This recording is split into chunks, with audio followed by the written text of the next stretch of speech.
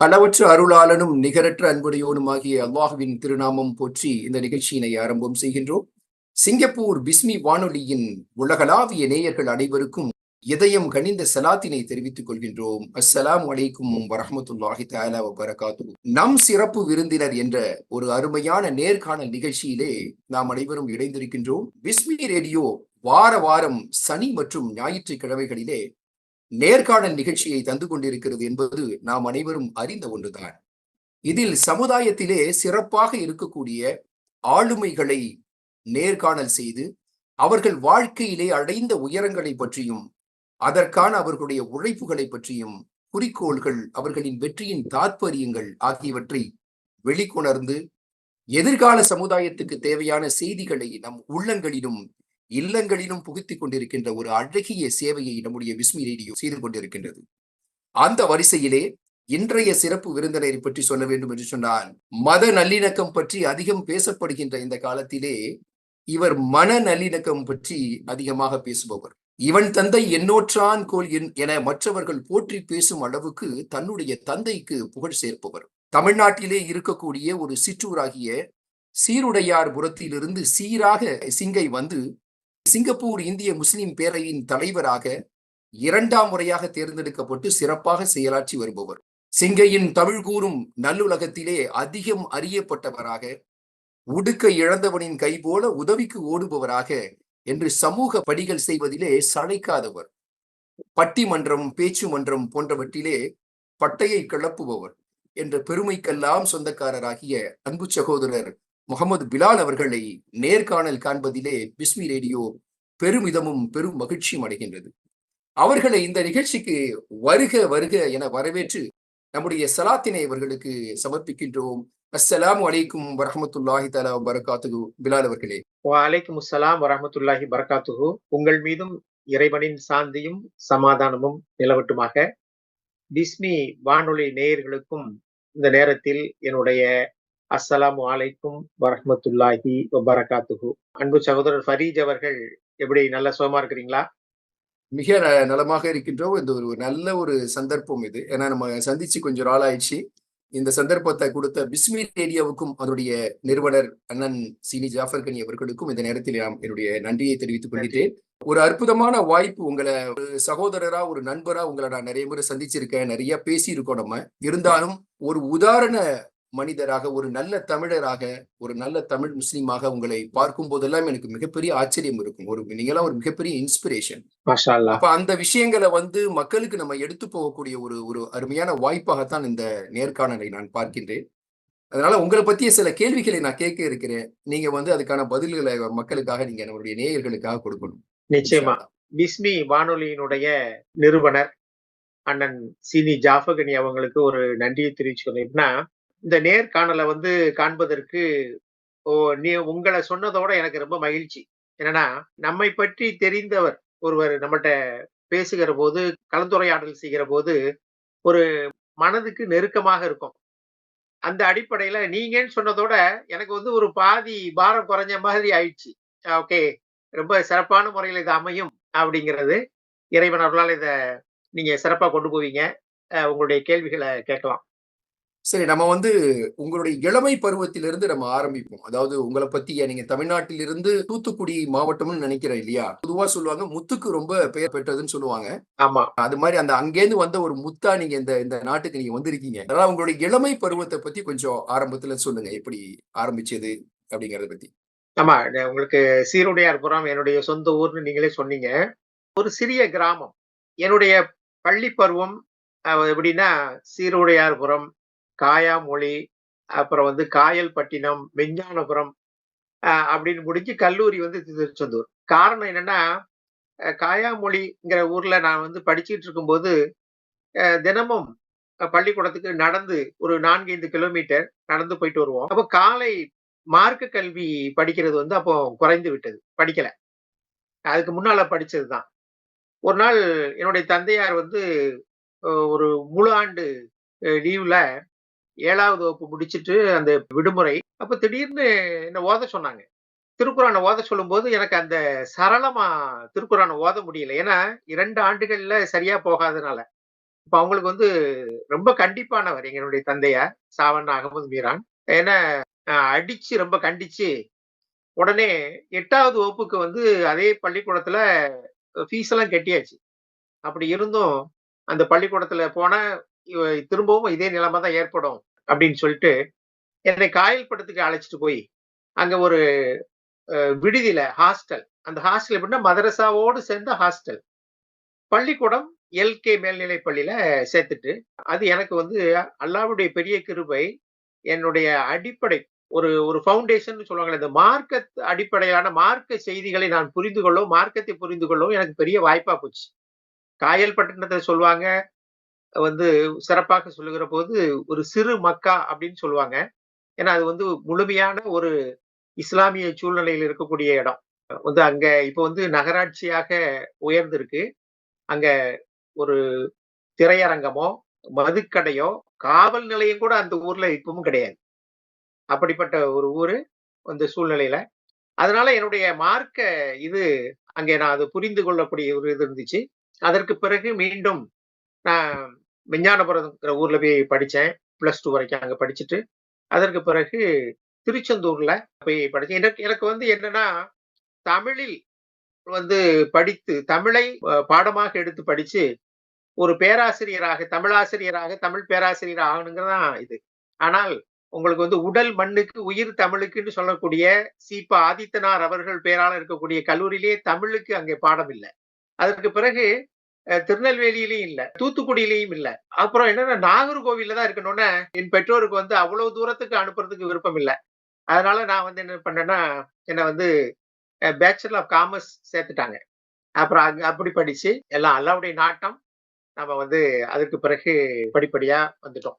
இதுதான் என்னுடைய ரொம்ப இளமை பருவம்னு சொல்றது. ருசிகரமான விஷயங்கள்லாம் சொன்னீங்க. உங்களுக்கு ஒரு சில விஷயங்கள் நான் ரொம்ப பார்த்தது, சீருடையார்புரத்துல ஆரம்பிச்சு விஞ்ஞானபுரத்துக்கு போயி, அந்த மாரி ஒரு நல்ல ருசிகரமான விஷயங்கள். அப்புறம் அந்த தமிழ் அ ஆசிரியர் ஆகணுங்கிற ஆசைய சொன்னீங்க. மேபி தமிழ் ஆசிரியரா நீங்க ஆயிருந்தீங்கன்னா, ஒரு பள்ளியில தான் ஆயிருந்திருப்பீங்க. ஒரு ஒரு 40 மாணவர்கள் அல்லது 50 மாணவர்கள் தான் உருவாயிருப்பீங்க. ஆனா இன்னைக்கு இறைவனுடைய கருணையால பல மாணவர்கள உருவாக்கக்கூடிய அளவுக்கான ஒரு வாய்ப்புகளை எல்லாம் இறைவன் உங்களுக்கு கொடுத்திருக்கான். அதனால வந்து ஒரு நல்லதுக்கு தான் எப்போதுமே இறைவன் அந்த விஷயத்த நாடியிருக்கான்னு நான் நினைக்கிறேன். உண்மை, சரி உண்மை. அப்புறம் ஆமா. தந்தைய பத்தி சொன்னீங்க. அடுத்த கேள்வி வந்து எனக்கு ஒரு அழகிய பொறாமைன்னு ஒண்ணு சொல்லுவாங்க. எனக்கு சரி. எப்போதுமே உங்கள்ட்ட இருக்கக்கூடிய ஒரு அழகிய பொறாமை என்ன தெரியுமா? நீங்களும் உங்களுடைய தந்தையும் பழகிய அந்த சில விஷயங்கள நீங்க எனக்கு சொல்லியிருக்கீங்க. ஆமா. அது எனக்கு ரொம்ப அழகிய ஒரு பொறாமையா தெரியும். ஏன்னா, எல்லா மாணவர்களுக்கும் கிடைக்காத ஒரு வாய்ப்பு. ம். அதிலும் குறிப்பா இன்னைக்கு இருக்கக்கூடிய மாணவர்கள், இன்னைக்கு இருக்கக்கூடிய சந்ததிகளுக்கு வந்து தந்தையோட நெருங்கி பழகக்கூடிய எத்தனை பேர் வந்து இருக்காங்கங்கிறது சொல்ல முடியல. அப்ப இந்த மாரி உங்களுடைய வாழ்க்கையில நடந்த அந்த தந்தையோடு அந்த பயணித்த அந்த விஷயங்கள கொஞ்சம் எங்களுக்காக பகிர்ந்துங்க. ஆமா. நான் வந்து என்னுடைய பெற்றோருக்கு வந்து 14 ஆண்டுகளுக்கு பிறகு தான் நான் பிறந்தேன். இருந்தாலும் கூட என்னுடைய தந்தையார் மிக கண்டிப்பானவங்க. கிட்டத்தட்ட 10வது வகுப்பு வரைக்கும் எப்படின்னா, சிறிய தவறுக்கு கூட அ அடிச்சு கண்டிப்பாங்க. ஒரு முறை வந்து எனக்கே இதா இருந்துச்சு. நம்மளை வெறுக்கிறாங்களோ! அப்படின்னு. அப்புறம் என்னுடைய தாயார் வந்து பாப்பாட்ட கேட்டாங்க. "ஏன் ரொம்ப கண்டிப்பா இது பண்றீங்க?" அப்படிங்கும்போது சொன்னாங்க, "நம்ம புள்ளைய வந்து கண்டிப்பா வளர்க்கணும். வீட்டில் கண்டிக்கப்படாத பிள்ளையை நாடு கண்டிக்கும். அந்த நிலைமைக்கு விடக்கூடாது.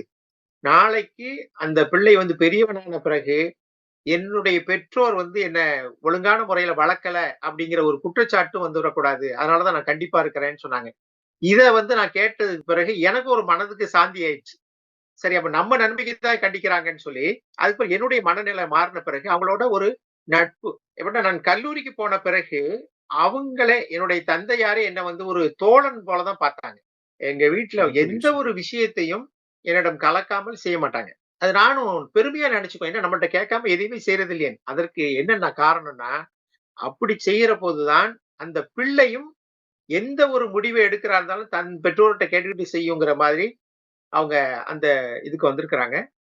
அவங்க வந்து ஒரு சிறந்த சமூக சேவகர், சிறந்த பேச்சாளர், எழுத்தாளர், அங்க பஞ்சாயத்தினுடைய துணைத் தலைவரா இருந்திருக்கிறாங்க. அ பல்வேறு இது. இப்ப அவங்கள பார்த்து தான் ஒரு ரோல் மாடல்ன்னா அவங்க தான். வந்து சொல்லுவாங்க, எந்த பெற்றோர் ரோல் மாடலா இல்லையோ, அதுபடி இல்லாத சமயத்துல தான் பிள்ளைகள் வந்து ஒரு நடிகரையோ, மற்ற யாரையோ ரோல் மாடலா எடுத்துக்கிறாங்கன்னு சொல்லுவாங்க. எனக்கு அதுக்கு பஞ்சமே இல்ல. ஏன்னா என்னுடைய எந்த ஒரு வகையில எடுத்தாலும், என்னுடைய தந்தையார் அதுக்கு எனக்கு ரோல் மாடலா இருந்தாங்க. என்னுடைய 13 வயதிலேயே எனக்கு ஒரு பெரிய வாய்ப்பு என்னன்னா, சமூக சேவையில் ஈடுபடுகிற வாய்ப்பு. எப்படின்னு கேட்கலாம். ஒரு நிகழ்ச்சிகள நடத்தும்போது, அதுக்கான நோட்டீஸ்கள வீடுகளுக்கு கொண்டு போய் குடுக்குறது. அது பிறகு அங்க முஸ்லிம் அனாதை நிலையம் என்கிறது திருநெல்வேலியில ஒண்ணு இருக்கு. அதனுடைய உண்டியல் இருக்கும். அப்ப இந்த பெருநாள் நேரங்கள்ல பள்ளிவாசல்கள்ல அதுக்கு உண்டியலுக்கு வசூல் பண்ணுவாங்க. அதற்கு பிறகு வீடுதோறும் கொண்டு போய் அந்த உண்டியல்ல காசு வாங்கிட்டு வருவோம். வசூல் பண்றது. இந்த பணிய அப்பவே நான் செய்வேன். அதுக்கு ம். பிறகு மத்தவங்க செய்வாங்க. இப்படி ஒவ்வொரு விஷயத்திலயும் பழக்கி, என்னுடைய மச்சான் ஊருக்கு போறாங்க. போகிறபோது அங்க எங்க ஊர்ல இருந்த ஒரு இமாம், அவருக்கு ஒரு பயண காசுன்னு குடுப்பாங்க தெரியுமா? அப்பங்கும்போது நான் சொல்றேன். ஏன்னா அவர் அந்த நேரத்துல இந்த லாட்டரி சீட்டுன்னு சொல்லுவாங்கல்ல, அது வாங்குவாரு. அப்ப நான் சொன்னேன், ம். "அவருக்கு காசு குடுக்காதீங்க." நான் சின்ன பையன் தான். "காசு குடுக்காதீங்க. அவரு லாட்டரி சீட் வாங்குறாரு, குடுக்காதீங்கன்னு" நான் சொல்றேன். அப்போ எங்க வாப்பா உடனே என்ன கண்டிச்சாங்க. யார் இன்னும் ஒருத்தருக்கு உதவுகிற போதும், எதுவும் கொடுக்கிற போதும், தடுக்கிற உரிமை நமக்கு கிடையாது. அப்படின்னு. இதே மாதிரி ஒவ்வொரு சொல்லக்கூடிய ஒவ்வொரு விஷயத்தையும் நான் மண்டையில ஏத்திக்கிட்டு, அதப்படித்தான் நம்ம இன்னைக்கும் இது பண்ணிட்டு இருக்கோம். அதான் அதனுடைய சிறப்பே. மிக அருமையான அடித்தளத்தை தந்தை அமைச்சு குடுத்திருக்காங்க. உங்களுடைய பார்க்கும்போது அதோடைய அந்த விதை எப்படி இன்னைக்கு மரமாகி, அந்த விழுதுகள்லாம் விட்டிருக்குங்கிறத பார்க்கும்போது ரொம்ப சந்தோஷமா இருக்கு. சரி, நம்ம அடுத்த கேள்விக்கு போகலாம். அடுத்த கேள்வி, சொல்லுங்க. உங்களுடைய ஊடகத்துறைக்கு நீங்க வந்திருந்தீங்க இல்லையா? மணிச்சுடர்ல நீங்க கொஞ்ச நாள் ஆமா. வேலை பார்த்தீங்கன்னு நான் நினைக்கிறேன். அந்த நேரத்துல மணிச்சுடர்ல பழகுன அந்த நேரங்கள், அந்த அந்த விஷயங்கள், ஊடக அந்த அறிவு, அப்ப சிராஜுல் மில்லத் அவர்களோடு பழகக்கூடிய ஒரு சந்தர்ப்பங்கள் கூட ஆமா. உங்களுக்கு கிடைச்சிருக்கலாம். இந்த விஷயங்கள பத்தி கொஞ்சம் நேயர்களுக்காக. ஆமா. இது ஒரு ஒரு எதிர்பாராத ஒரு நிகழ்வு அது. எப்படின்னா, சிராஜுல் மில்லத் அவர்கள் ஷரியத் யாத்திரைன்னு வர்றாங்க. தமிழ்நாடு முழுதும் போகும்போது வர்றாங்க. அப்ப எங்க ஊர் சீருடையாக இருந்தாலும், பக்கத்து ஊரு பரமன்குறிச்சி. அப்போ என் தந்தையார் சொன்னாங்க, "நம்ம ஊருக்கெல்லாம் தலைவர் வந்திருக்கிறாங்க. ஏனென்றால் எங்க ஊர்ல ஜவஹர் சொற்பெயர்ச்சி மன்றம் அப்படிங்கிற ஒரு இதுனால நெறைய தலைவர்கள்லாம் எங்க ஊருக்கு வந்திருக்காங்க. இந்த பரமன்குறிச்சிக்கு நம்ம அவங்கள அழைச்சிட்டு போகணும்." அப்போ அந்த மெயின் ரோடு, முக்கிய சாலையில என்ன நிறுத்திட்டு, இந்த கார் வரும், அழைச்சிட்டு வான்னு சொல்லிட்டு அவங்க போயிட்டாங்க. அப்ப சிராஜுல் மில்லத் அவங்களும், மாவட்ட தலைவர் ஏ.கே. ரிஃபாயி சாஹிபும் வராங்க கார்ல.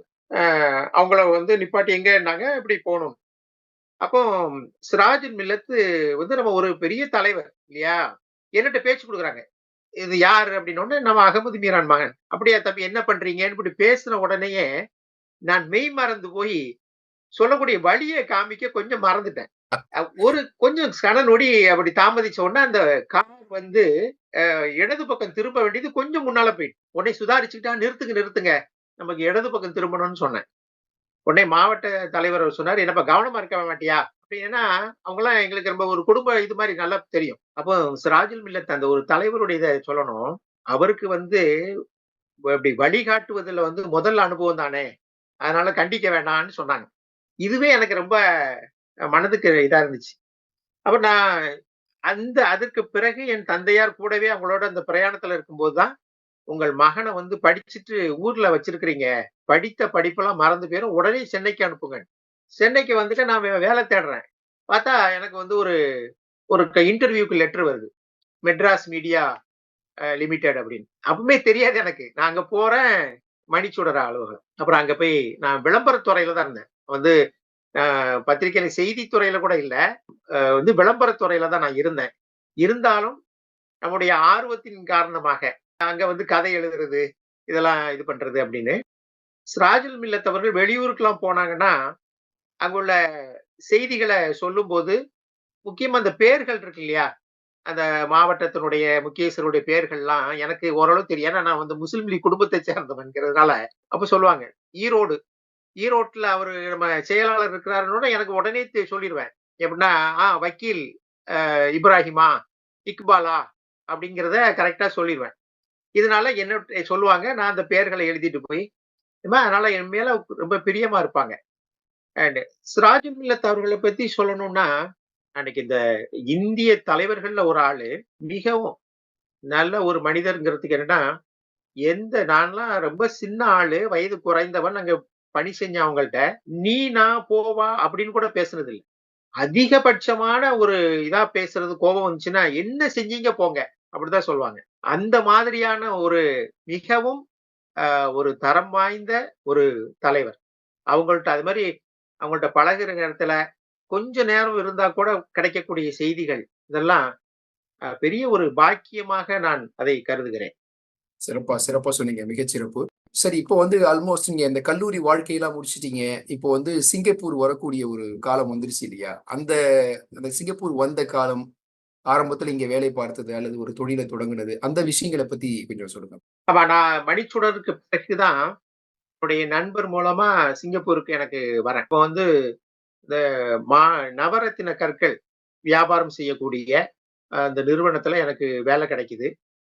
நான் அப்ப வந்து பணி செஞ்சு 95 கடைசில இங்க வர்றேன். அப்போ அ வந்த பணி என்னன்னா, கணக்கு தான். அக்கவுண்ட்ஸ் எழுதுறது தான். 97ல சிங்கப்பூர்ல வந்து ஒரு பொருளாதார மந்த நிலை ஏற்படுது. அப்போ நானே எங்களுடைய முதலாளிட்ட கேட்கிறேன். அப்போ நெறைய பேர வந்து வேலையிலிருந்து நிறுத்திட்டாங்க. சிலர் வேலைய விட்டு போயிட்டாங்க. அப்ப நான் வந்து தேவை இருக்கு. சேல்ஸ்மேனுக்குடைய வேலை அங்க தேவை இருக்கு. ஆனா ஆள் இல்ல. அப்ப நான் அந்த வேலையும் பார்க்கட்டுமா? அப்படின்னோனே, அதுக்குன்னு நம்ம வந்து வேற ஒரு ஆள போட முடியாது. 2 வேலையும் சேர்த்து செய்றா இருந்தா பரவால்ல. உடனே ஓகே, நான் செய்றேன் அப்படின்னு சொல்லி எடுத்துக்கிட்டு, ஒரு 6 மாத காலம் நல்லா கஷ்டப்பட்டு இந்த கணக்கு வேலையும் பார்த்துக்கிட்டு, சேல்ஸையும் பார்த்தோம். அதற்கு பிறகு இந்த இந்த விற்பனை இதனுடைய அளவு கூடுனதுனால, அக்கவுண்ட்ஸ்க்கு வேற ஆள போட்டுட்டு, என்ன வந்து சேல்ஸ்க்கு இது பண்ண. அது ஒரு பெரிய எனக்கு ஒரு வாய்ப்பா போச்சு. அதான் எப்போதுமே சொல்லுவாங்க, வாய்ப்புகள் கிடைக்கிற போது நம்ம அத வந்து பற்றி பிடிச்சுக்கணும். அதுல சிரமம் பார்க்கக்கூடாது. சிரமம் பார்த்தா நம்ம முன்னேற முடியாது. அதுபோல அந்த நிறுவனத்தில் 10 ஆண்டுகள் பணி செஞ்சேன். 10 ஆண்டுகளுக்கு பிறகு தான் என்னுடைய சொந்த நிறுவனத்த துவங்குனேன். தாய்லாந்து, இலங்கை அங்கேயும் தொடங்குனோம். சில காரணங்களால தாய்லாந்து இல்ல. இலங்கையும், சிங்கப்பூர்லயும் இறைவன் அருளால் சிறப்பான முறையில நம்மளால முடிந்த அளவுல, நம்ம விரலுக்கேற்ற வீக்கம்ங்கிற அளவுல அழகான முறையில கொண்டு போயிட்டு இருக்கிறோம். அதற்கு பிறகு நீங்க சிங்கப்பூர்ல பார்த்தீங்கன்னா, இந்த நவரத்தின வியாபாரத்த வந்து கிட்டத்தட்ட 3/4 நூற்றாண்டுகளுக்கு மேலாக இந்திய முஸ்லிம்கள், குறிப்பாக தமிழ் முஸ்லிம்கள் செஞ்சிருக்கிறாங்க. ஆனா இதுக்கு ஒரு ஒரு ஒரு அமைப்பு இல்ல. அதற்கு பிறகு 2020ல நானும் நண்பர்களும் சேர்ந்து ஒரு ஜெம் ட்ரேடர்ஸ் அசோசியேஷன்ங்கிறத நிறுவனம். அது வந்து அந்த கல் வியாபாரத்துல உள்ளவர்கள் எல்லாம் சேர்த்து, அது சிறப்பாக இப்போ இயங்கிக்கிட்டு இருக்கு. மிகச் சிறப்பு, மிகச் சிறப்பு. அந்த கூட்டமைப்புக்கு நம்முடைய வாழ்த்துகள். உங்கள பத்தி சொல்லும்போது கூட ஒரு வேடிக்கையா, ஒரு விளையாட்டா சொல்லுவாங்க. ஒரு ரத்தினமே ரத்தினக்கல் வியாபாரம் பண்ணுதா? அப்படிங்கிற மாரி சொல்லுவாங்க. மாஷா அ அல்லாஹ். இறைவன் வந்து ஒரு நல்ல ஒரு அந்த ஒரு வாய்ப்பை உங்களுக்கு குடுத்திருக்கான். சரி, நம்ம அடுத்த விஷயங்கள பார்ப்போம். நான் உங்களுக்கு பழகுற விஷயத்துல நான் அதிகமா தெரிஞ்சுக்கக்கூடிய விஷயம் என்னன்னாக்கா, நீங்கள் பல சமுதாய அமைப்புகளில சமுதாய அமைப்புகள்னு சொல்லும்போது நான் வந்து 3 விதமா பிரிக்கிறேன். எப்படின்னா, கலை, இலக்கியம் அப்படிங்கிற ஒரு அமைப்பு, அதுல நீங்க ஈடுபட்டுக்கிட்டு இருக்கீங்க. அதுபோல சமுதாய அமைப்புகள், சமூகத்துக்கு சேவை செய்யக்கூடிய பல அமைப்புகள்ல நீங்க இருந்துகிட்டு இருக்கீங்க. அது மட்டும் இல்லாமல், அரசோடு இணைந்து செயல்படக்கூடிய சில அமைப்புகள்லயும் நீங்க இருக்கிறீங்க. அப்ப இந்த அமைப்புகள்ல எப்படி உங்களுக்கு ஆர்வம் வந்துச்சு? எப்படிலாம் அதுல நீங்க அந்த ஆரம்பிச்சீங்கங்கிற ஒரு விஷயத்த சொல்லுங்க. ஆமா. இப்ப வந்து அ முதல்ல வந்து துவங்குனதுன்னு பார்த்தா, அரசு சார்ந்த இதுதான். எந்த இஸ்லாமிய அமைப்புகள்லயோ, எதுலயோ நான் அப்ப வந்து இல்ல. 2011ல நான் வந்து மக்கள் கழகத்தினுடைய குடியிருப்பாளர் குழுல வந்து நான் சேர்றேன். எனக்கு உறுப்பியம் கிடைத்த உடனேயே, அப்ப அந்த நேரத்திலேயே நான் பார்க்கிறேன், அங்க வந்து செயலாளர் இல்ல. செயலாளர் வந்து வேற இடத்துக்கு, ஏன்னா குடியிருப்பாளர் குழுன்னு சொல்லும்போது, அந்த பகுதியில் குடியிருக்கிறவர்களுக்கு தான் அங்க ஒரு குடுப்பாங்க. அப்ப அவங்க வந்து வேற ஒரு இடத்துக்கு வீடு வாங்கி போனதுனால அவர் இல்ல. அதனால அது ஒரு இது இருக்கு. அப்ப நானா கேட்டேன், "இந்த மினிட்ஸ்லாம் எழுதவா?" அப்படி. செய்ய முடியுமான்னு கேட்டாங்க. "நான் எழுதி தர்றேன். நீங்க கொஞ்சம் சரி பண்ணி குடுங்க." அதற்கு பிறகு அந்த 1 ஆண்டு அப்படி போச்சு. அடுத்த பருவம் வரும்போது என்ன செயலாளரா போட்டாங்க. அந்த ஒரு பருவம் முடிந்த பிறகு ஒரு 2 ஆண்டுகளுக்கு பிறகு என்னையே தலைவராக்கிட்டாங்க. குடியிருப்பாளர் குழுல தலைவராகி, அதற்கு பிறகு நான் இப்ப அதனுடைய உதவி தலைவராக இருந்துகிட்டு இருக்கேன். அந்த நேரத்துல வந்து என்ன செய்வாங்கன்னா, பல்வேறு குழுக்கள் இருப்பாங்க, போடுவாங்க. அதுல மிக உயர்வான குழு அப்படின்னா, ஒரு தொகுதி அடிப்படையில சிசிசின்னு சொல்லக்கூடிய குடியிருப்பாளர் ஆலோசனை குழு. அந்த குழுவுல போட்டு, இப்ப நான் அதனுடைய உதவி செயலாளராக இருக்கிறேன். இந்திய நற்பணிச் செயற்குழுவினுடைய உதவி தலைவராகவும் இருக்கிறேன். இதெல்லாம் இருக்கும்போது, நம்ம மக்கள் பொதுவாக நம்ம இந்திய மக்கள் வந்து உடைய சுபாவம் என்னன்னா, வெட்கப்படுவாங்க. உதவிகளை கேட்டு வரமாட்டாங்க.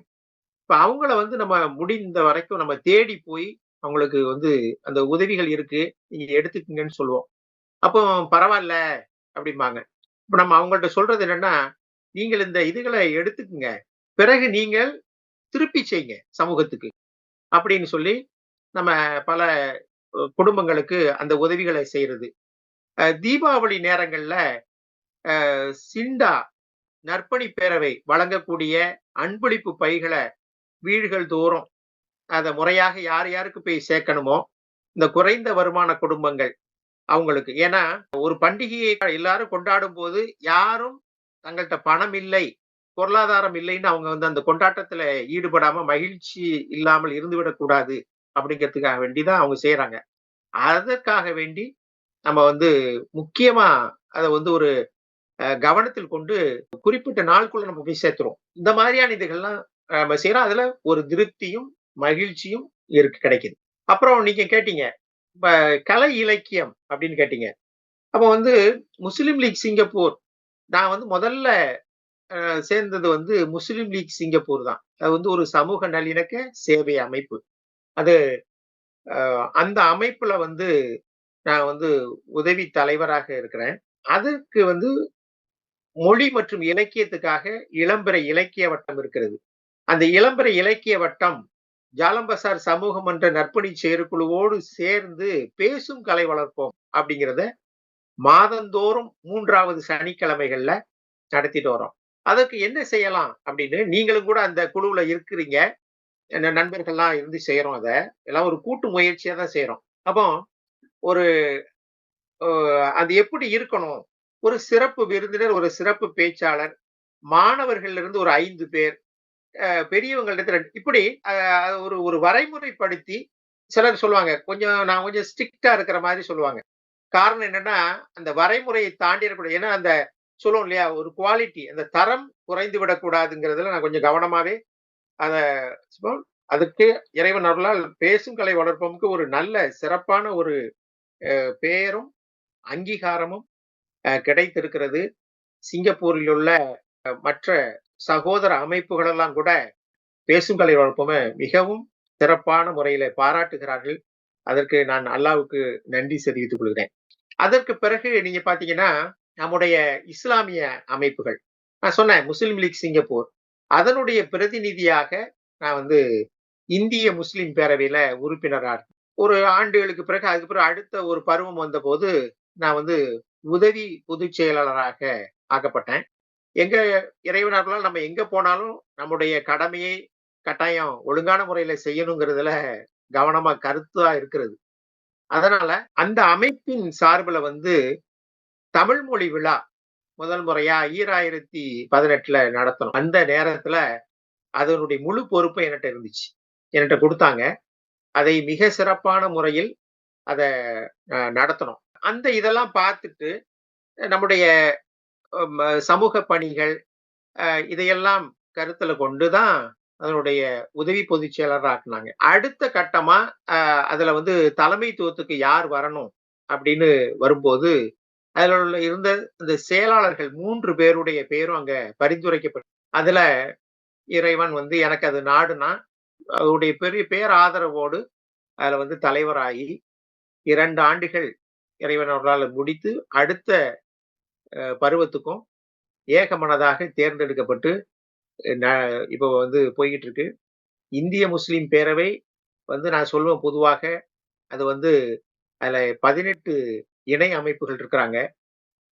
இந்திய முஸ்லிம்கள் ஒவ்வொருவரும் நமக்கான அமைப்பு அப்படின்னு அதை ஏற்றுக்கொள்வது மாதிரியும் உரிமை கொண்டாடுகிற மாதிரி அந்த அமைப்பை நாம் கொண்டு வர வேண்டும் அப்படின்னு தான் நம்ம செயல்பட்டு இருக்கிறோம். நம்முடைய பிஸ்மி வானொலியினுடைய நிறுவனர் அண்ணன் சீனி ஜாஃபர் கனி அவர்கள் வந்து பிஸ்மி இந்திய முஸ்லிம் பேரவையினுடைய ஆலோசகர்கள்ல ஒருவரா இருக்கிறாங்க. சென்ற ஆண்டு நம்ம வந்து இந்திய முஸ்லிம் பேரவை உடைய 30வது ஆண்டு விழாவை சிங்கப்பூருடைய அதிபர் தர்மன் சண்முகரத்னம் அவர்களை சிறப்பு விருந்தினராக அழைத்து மிக சிறப்பான முறையில நடத்தி அதற்கு மலர் வெளியிட்டு அதற்கான சிறப்பான ஏற்பாடுகளை அந்த குழுவோடு சேர்ந்து செஞ்சோம். இப்போ வந்து இந்திய முஸ்லிம் பேரவை ஒரு சிறந்த முறையிலே பீடு நடை போட்டுக் கொண்டிருக்கிறது. இன்னும் மிக உயரத்துக்கு போக வேண்டும் அப்படின்னு இன்னும் பல திட்டங்கள் எங்கள்ட்ட இருக்கு. அதை ஒவ்வொன்றாக நடத்தணும். அதுக்கு வந்து உங்களை போன்ற அவருடைய துவாக்களும், ஆதரவும், மக்களுடைய பேராதரவும், துவாக்களும் வேணும்னு கேட்டுக்கிறேன். ரொம்ப ரொம்ப சிறப்பா சொன்னீங்க. ஒரு ஒரு 2, 3 செய்திகள நான் அதுல எடுத்துக்கிறேன். ஒண்ணு மாணவர்களுக்கான செய்தி ஒண்ணு அழகா சொன்னீங்க. வாய்ப்புகள் வரும்போது, அத நீங்க எந்த அளவுக்கு உபயோகப்படுத்துகிறீங்களோ, அத வச்சு தான் நம்மளுடைய உயரம் இறைவனால் தீர்மானிக்கப்படும். ஒரு அருமையான ஒரு விஷயம். 2வது விஷயம் சொன்னீங்க. அத சொல்லும்போது எனக்கு அந்த ஜக்காத்துடைய ஞாபகம் வந்துருச்சு. ஜக்காத் வாங்குறவங்க சில நேரத்துக்கு வெட்கப்படுவாங்களாம். அவங்கள தேடி நம்ம கண்டுபிடிக்கணும் அப்படின்னு சொல்லிட்டு நம்ம மார்க்கத்துல சொல்லுவாங்க. அந்த மாதிரி வந்து இன்னைக்கு நீங்க செய்யக்கூடிய சமுதாய சேவைகள்ல வெட்கப்படக்கூடியவங்கள கண்டுபிடிச்சு, அந்த ஏழைகள கண்டுபிடிச்சு அவங்களுக்கு கொண்டு போய் சேர்க்கக்கூடிய ஒரு பணிங்கிறது ஒரு சிறப்பான பணி. 3வதாக நீங்க சொன்னா மாரி வந்து ஒரு குடையில இருக்கக்கூடிய ஒரு 18 கம்பிகளை ஒன்றாக தைக்கக்கூடிய ஒரு குடையினுடைய அந்த துணியாக எப்படி இன்னைக்கு சிங்கப்பூருடைய அந்த முஸ்லிம் பேரவை வந்து இருந்து ஒரு ஒரு குடையின் கீழ் அவங்க எல்லாம் கொண்டு வந்து இந்த மாதிரியான பணிகளை செஞ்சுக்கிட்டு இருக்குங்கிறது மிகப்பெரிய ஒரு விஷயம். அதுல நீங்க உங்களுடைய கனவுகள் எல்லாம் இறைவனுடைய ஒரு கருணையால் அது நனவுகளாக மாறணும்னு இந்த சமயத்துல பிஸ்மியின் ஒரு சார்பாக நாங்கள் உங்களுக்கு எங்களுடைய துவாவை தெரிவிக்கின்றோம். ஆமீன். சரி, நம்முடைய அடுத்த கேள்வியாக இவ்வளவு விஷயங்களை நீங்க சொல்லும்போது எனக்கு எனக்கு வரக்கூடிய ஒரு ஆச்சரியம், நான் பலமுறை உங்கள்ட்ட நான் கேட்கிற ஒரு விஷயம் தான். ஏன்னா நாங்கெல்லாம் அலுவலகத்துல வேலை பார்த்துக்கிட்டு இருக்கோம். குடும்பம், நம்முடைய அலுவலக வேலை, அது போக நம்ம இந்த மாதிரியான சமுதாய விஷயங்கள் செய்யும்போது அதற்கு அந்த பேலன்ஸ்ன்னு சொல்லுவாங்க இல்லையா? ஒர்க் லைஃப் பேலன்ஸ் அப்படின்லாம் சொல்லுவாங்க. ஆமா. அத எப்படி வந்து நீங்க வந்து மேனேஜ் பண்றீங்கங்கிற ஒரு கேள்வி வந்து எனக்கு எப்போதுமே இருக்கக்கூடிய ஒரு கேள்வி.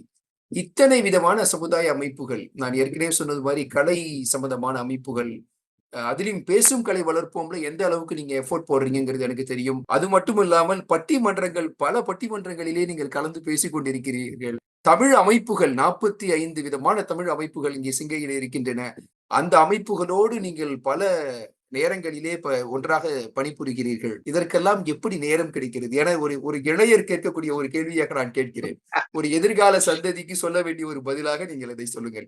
இல்ல முக்கியமா இதுல வந்து காரணம் என்னன்னா, நம்ம ஒரு விஷயத்த வந்து விரும்பி செய்தோம்னு சொன்னா, அதனுடைய பளு நமக்கு குறைஞ்சிரும். நான் செய்யக்கூடிய ஒவ்வொன்றையுமே நான் விரும்பி தான் செய்றேன்.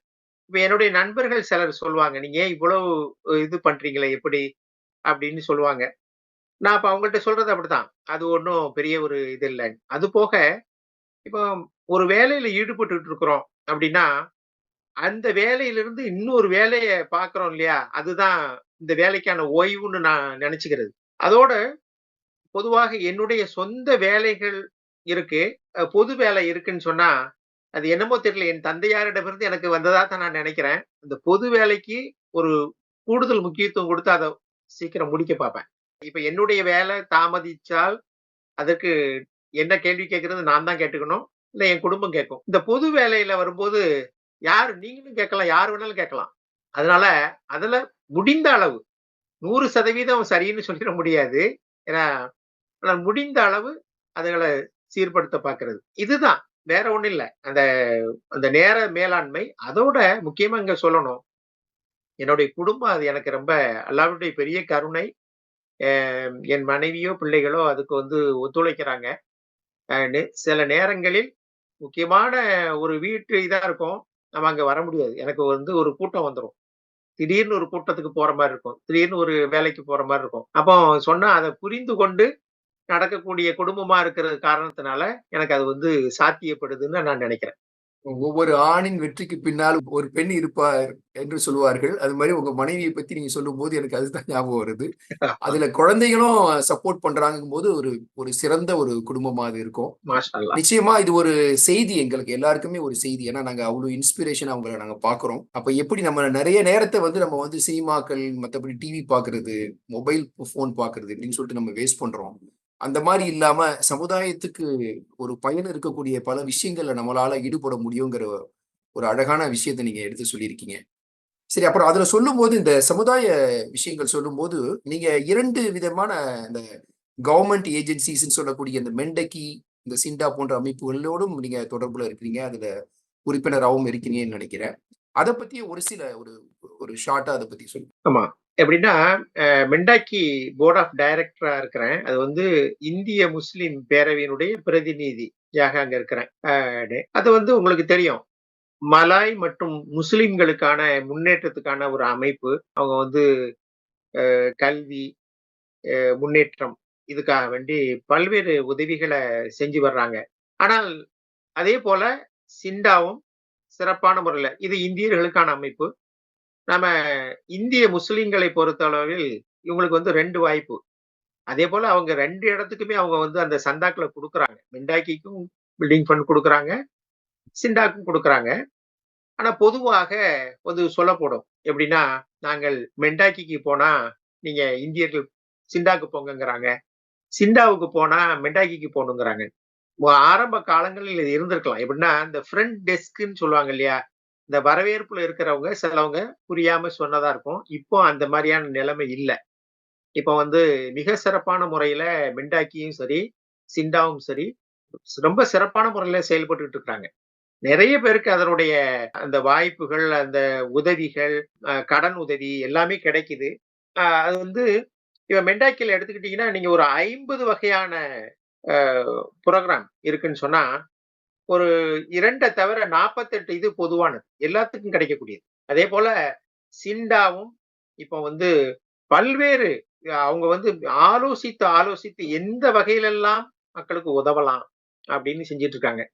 இத நான் இந்த நிகழ்ச்சியின் மூலமாக சிங்கப்பூரில் உள்ள அனைத்து மக்களுக்கும், குறிப்பாக இந்திய முஸ்லிம் மக்களுக்கு சொல்லிக்கிறது, உங்களுக்கு அந்த தகுதி இருந்தால், அந்த கிரைட்டீரியான்னு சொல்லுவோம் இல்லையா? இப்ப வந்து சிண்டா பெர் கேபிட்டா இன்கம் 1000 வெள்ளி அப்படிங்கிறத இப்ப 1600 வெள்ளியா உயர்த்தியிருக்கிறாங்க. மின்டாக்கில வந்து படித்தரங்கள் வித்தியாசமா இருக்காங்க. ஆனா, உங்களுக்கு ஒரு தேவை இருக்கு. உங்க பிள்ளைக்கு வந்து ஒரு கல்விக்கான ஒரு உதவி தேவைன்னு சொன்னா, நீங்க அங்க கட்டாயம் அணுகலாம். அவங்களுக்கு வந்து அவங்க உங்க அங்க அணுகுறதுல உங்களுக்கு ஏதாவது சிரமங்கள் இருந்தா, நீங்க வந்து இந்திய முஸ்லிம் பேரவை எங்கள அணுகலாம். நாங்க அதுக்கு பாலமாக இருப்போம். எப்படி இருந்தாலும் நம்மளுடைய பிள்ளைகள் வந்து அவங்களுடைய கல்வியில் உயர்ந்து வரணுங்கிறது தான் நம்முடைய முக்கியமான விருப்பம். மிக மிக சிறப்பா சொன்னீங்க. உண்மையிலேயே ஒரு அருமையான விஷயம். இதை கேட்கக்கூடிய நேயர்கள் இதை நன்றாக குறித்து வைத்துக் கொள்ளுங்கள். சரி, நம்ம கிட்டத்தட்ட நம்முடைய நிகழ்ச்சியுடைய இறுதிக்கு வந்துட்டோம். பிஸ்மி வந்து நம்ம பிஸ்மி ரேடியோவ பத்தி நீங்க நீங்க அதனோட தொடர்ந்து பிரயாணம் செய்து கொண்டு இருக்கின்றீர்கள். அதனுடைய பணியை பற்றி உங்களுக்கு நீங்க எப்படி பார்க்கிறீங்க? என்ன விதமான மத்த மாற்றங்கள் நம்ம செய்யலாம் அப்படிங்கிறது ஏதாச்சும் உங்களுக்கு ஐடியாஸ் இருந்தா அத நீங்க ஷேர் பண்ணிக்கலாம். இப்போ பிஸ்மி ரேடியோ எப்படின்னா, பொதுவாக சொல்லுவாங்க. ஒரு பத்திரிகையை நடத்துவது என்பது மிக சவாலான விஷயம். அது வந்து ஒரு பிரசவத்துக்கு ஒப்பிட்டு சொல்வார்கள். ஆனா, அதுலயும் ஒரு வானொலி நடத்துவது என்பது நான் அத விட கடுமையானதுன்னு நெனைக்கிறேன். இருந்தாலும் கூட இந்த இந்த வானொலி 5 ஆண்டுகளுக்கு முன்னால துவங்கப்பட்டு, இன்றைக்கு வந்து கிட்டத்தட்ட 6,00,000 பேர் கேட்கக்கூடிய ஒரு வானொலியாக இது இன்றைக்கு வளர்ந்து நிக்குது. அதற்கு மிக முக்கியமான ஒரு ஆணி வேராக நம்ம சீனி ஜாஃபர் கனி அண்ணன் அவர்கள். ஏன்னா, அவர்தான். அவருடைய ஆலோசனை கூறக்கூடிய நெறைய பேர் இருக்கிறாங்க. இந்த மாதிரியான ஒரு சிறந்த செயல்பாட்டுல இருக்கிறவங்களுக்கு வந்து நாமெல்லாம் கட்டாயம் வந்து ஒரு சமூக ரீதியில நம்ம வந்து உதவ வேண்டும். அந்த அடிப்படையில நம்மள வந்து ஒரு ஒரு தொண்டு ஊழியரா நான் அதுல இருக்கிறேன். இது இப்ப இவங்க செய்யற காரியம்லாம் எப்படி இருக்குன்னு சொன்னா, சில இப்போ நீங்க பார்த்திருப்பீங்க. இப்ப இந்த சோசியல் மீடியான்னு சொல்லக்கூடிய இந்த சமூக வலைதளங்கள் வந்த பிறகு, வீட்ல குழந்தை அழுதா கூட அத தூக்கி வந்து அதுல போட்டு அதுல காசு சம்பாதிக்கிறது. சமைக்க தெரியுதோ இல்லையோ, எதையோ ஒண்ண போட்டு காசு சம்பாதிக்கிறது. இப்படியெல்லாம் போயிட்டு இருக்கிற நேரத்துல, இவர் வந்து தன்னுடைய பணத்த செலவு செய்து இந்த நிறுவனத்த உருவாக்கி கொண்டு வந்துகிட்டு இருக்கிறாரு. இதற்கு நம்ம அவருக்கு பாராட்டுக்களையும் நன்றியும் எப்படின்னா, எனக்கு என்ன தோணுதுன்னா, அந்த பொருளீட்டுகிற காலத்திலேயே இறைவனின் அருளீட்டுகிற செயலை ஆஹா! இவங்க செஞ்சுட்டு இருக்கிறாங்க. அப்படிதான் நான் இத சொல்லுவேன். சிறப்பான அப்படின்னு. வார்த்தை. ம். ஆமா. ஆ பிஸ்மி வானொலி வந்து மிக மிக மேம்பட்டு வந்திருக்கு. இப்போ அ ஒரு 10 பேர் கேட்ட துவக்கத்துல இருந்த இது, இன்றைக்கு 6,00,000 பேர் கேட்கறாங்க அப்படின்னு சொன்னாலே, அது வந்து அதனுடைய செயல்பாடு எப்படி இருக்குங்கிறது நமக்கு வந்து உள்ளங்கையில் வைத்த நெல்லிக்கனி தான். மிக சிறப்பான அதோட இப்ப சமீபத்துல புது புது நிகழ்ச்சிகள் அதெல்லாம் சிறப்பா செஞ்சுட்டு இருக்கிறாங்க. அவங்களுடைய வெப்சைட்ட போய் பார்த்தாலே ரொம்ப பிரமிப்பா இருக்கு. எந்தெந்த எந்த நாட்டுக்கு போனாலும் அங்க வந்து இருக்கக்கூடிய பள்ளிவாசல்கள் எங்க இருக்கு? அதே மாரி ஹலால் உணவுகள் எங்க கிடைக்குது? இந்த மாதிரியான விஷயங்கள் அதெல்லாம் சிறப்பா செய்றாங்க.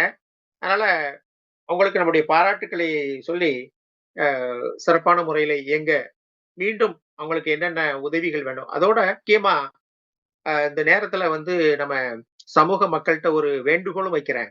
உங்களுடைய நிறுவனங்களுடைய விளம்பரங்கள், அதெல்லாம் இந்த பிஸ்மி ரேடியோவுக்கு நம்ம குடுக்கணும். ஏன்னா, இப்ப சொல்லுவாங்க, நமக்கென்று ஒரு இது இல்லையே! நமக்கென்று ஒரு தளம் இல்லையே! நமக்கென்று ஒரு பத்திரிக்கை இல்லையே!" அப்படின்னு. இப்ப நீங்க பார்த்தீங்கன்னா, கேரளாவில் உள்ளவர்கள், நம்முடைய மலையாள சகோதரர்கள் வெளிநாட்டுல இருந்தா கூட, ஒரு அறையில் 4 பேர் இருந்தா, அங்க ஒரு 4 வகையான மலையாள பத்திரிகைன்னா 4 வகையும் ஒவ்வொருத்தரும் ஒவ்வொரு வாங்குவாங்க. ஒரு பத்திரிக்கைய வாங்கி நம்ம படிச்சுட்டு போவோம்ன்னு நெனைக்க மாட்டாங்க. அதே போல, நாம் அது போன்று நம்ம இந்த நிறுவனங்களுக்கு உதவணும். அது வந்து நிச்சயமா. நமக்கு ஒரு கடமையும் கூட. அப்படி இருக்கிற இந்த ஒரு ஊடகம் இது வந்து மிக சாதாரணமான விஷயம் இல்ல. அப்போ வேற ஒண்ணுமே இல்ல. நம்மளால முடிந்த அளவுக்கு ஒரு சிறிய விளம்பரங்கள், எந்த வகையிலயோ அதை செய்தால், அதை செய்து வருகிற போது, இந்த நிறுவனமும் நிலைத்திருக்கும். நமக்கும் அதனுடைய சேவைகள் கிடைத்துக் கொண்டே இருக்கும். அப்படிங்கிறத நான் இந்த வேண்டுகோளா சொல்லி, அ அழகான அழகான ஒரு செய்தி, அழகான ஒரு வேண்டுகோள். ஒரு முத்தாய்ப்பா ஒரு கேள்வியோட நம்மளுடைய நிகழ்ச்சிய முடிக்கலாம். ஏன்னா, எதிர்கால சந்ததிக்கு நம்ம என்ன செய்தி குடுத்தோம் இந்த நேர்காணல்ல அப்படிங்கிறது ஒரு முக்கியமான விஷயம். ஏன்னா, இன்னைக்கு உளவியல் ரீதியா நெறைய மாணவர்கள் பாதிக்கப்படுறாங்க. அது அவங்களுடைய வேலை பளுவா இருக்கலாம், அல்லது படிப்புடைய பளுவா இருக்கலாம். சில நேரங்கள்ல வெளியிலிருந்து வரக்கூடிய அந்த டிஸ்ட்ராக்ஷன்ஸ்ன்னு சொல்றாங்கல்ல, ஆமா. அந்த சிதறல்கள் கூட அதுக்கு ஒரு காரணமாக இருக்கலாம். அந்த மாதிரியான மாணவர்களுக்கு நம்ம ஒரு ஒரு தகப்பனாக, ஒரு ஒரு தலைவனாக நம்ம சொல்லக்கூடிய ஒரு செய்தி என்ன சொல்லலாம்னு நீங்க நினைக்கிறீங்க? ஆமா. இப்ப நம்ம சமீபத்துல பார்க்கிறோம். எப்படின்னா, சிங்கப்பூர் வந்து ஒரு அமைதி பூங்கா, வந்து ஒரு பாதுகாப்பான ஒரு நாடு.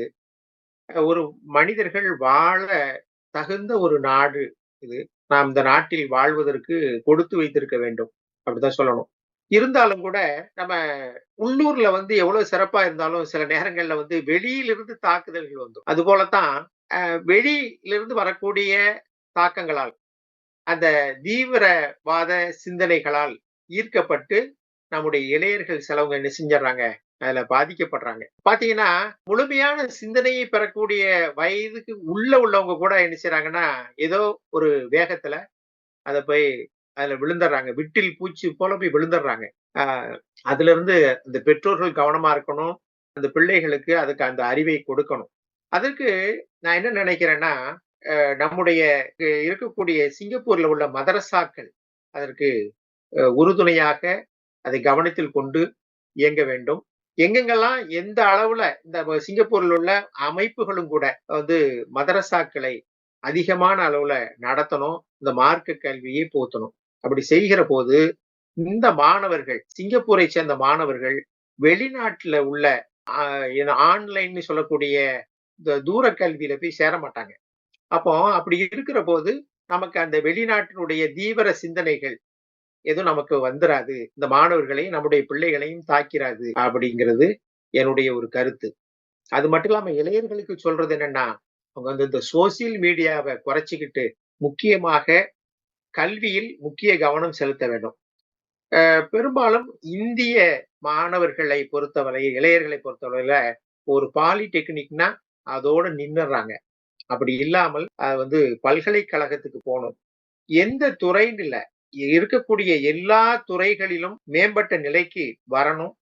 அதை நாம் ஒரு ஆசையாக மனதில் இருத்தினா, இறைவன் அருளால் அது நிச்சயமாக நடக்கும் என்று நம்முடைய இளையர்களுக்கு நான் கேட்டுக்கொண்டு, இந்த இந்த கலந்துரையாடலுக்கு இந்த நேர்காணலுக்கு ஏற்பாடு செய்த பிஸ்மி இஸ்லாமிய வானொலிக்கும், இந்த நேர்காணலை மிக சிறப்பான முறையில் கொண்டு சென்ற அன்பு சகோதரர் வேலம்புதுக்குடி பரீஜ் என அழைக்கப்படுகிற உங்களுக்கும் தெரிவித்துக் கொண்டு, அனைவருக்கும் என்னுடைய அஸ்ஸலாமு அலைக்கும் வரஹ்மத்துல்லாஹி வபரகாத்து. மிகச் சிறப்பான பல செய்திகளை, நிறைய அனுபவங்களை, நிறைய அறிவுரைகளை, நிறைய நல்ல நல்ல விஷயங்களை எல்லாம் நமக்கு பகிர்ந்து கொண்ட அன்பு சகோதரர் பிலால் அவர்களுக்கு நம்முடைய பிஸ்மியின் சார்பாக மனமார்ந்த நன்றியை நாங்கள் தெரிவித்துக் கொள்கின்றோம்.